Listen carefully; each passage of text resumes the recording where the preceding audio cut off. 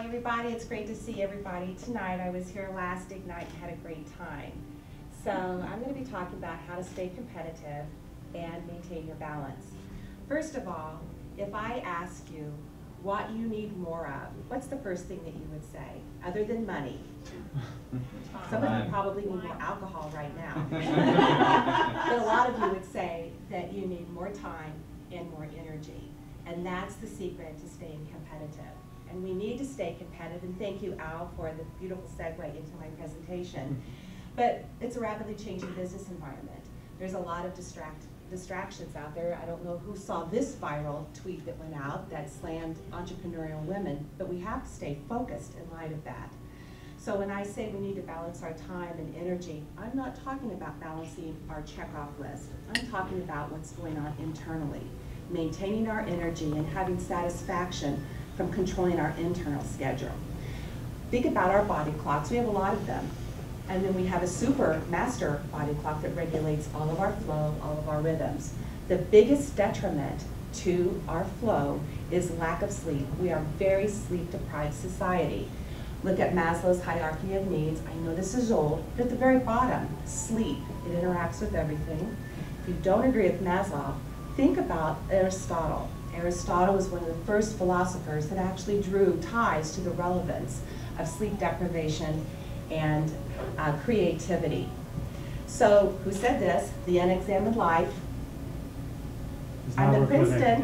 The unexamined life. That's exactly right. It's not worth living. So, many of us, either we're a lark or an owl, and most of us know what we are. What's important about that is we have the same 24 hours of time to sleep and perform our activities.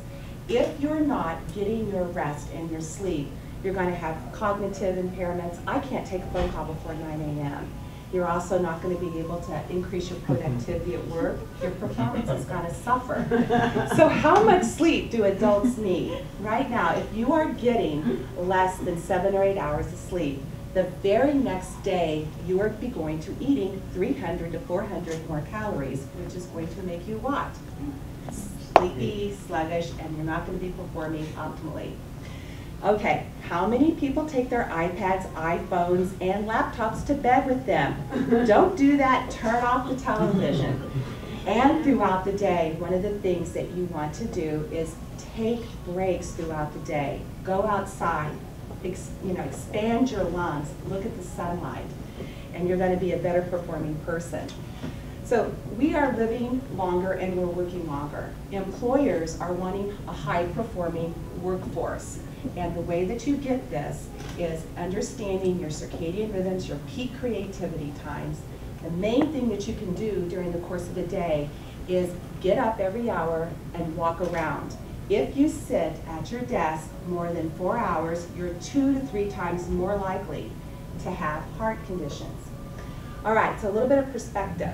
One of the things that you need to be asking yourself is where are you spending your time, as well as what does a good personal energy look like? It actually looks like my daughter, who's very engaged with physical activity. She just finished law school. She's not too insane yet.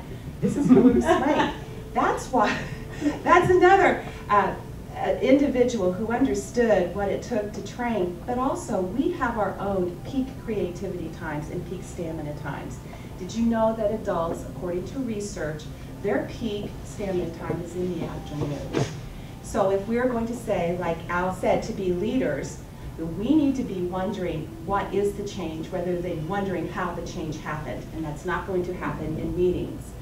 So when you take your breaks, you need to put as much work in your free time as you do your work time. Believe me, people who stay at home on the weekends, they report more illnesses than those who are active. All right, so flexibilities, our complexities, as you said, Al, they're much more these last couple of years.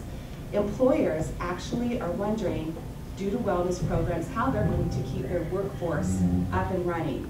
That's why wellness, understanding your personal energy, your creativity is a huge concern for those personal and professional breakthroughs. That's what we need. We need to be indispensable. We need to be focused and motivated.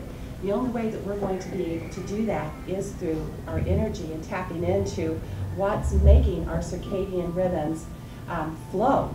Okay, that's it.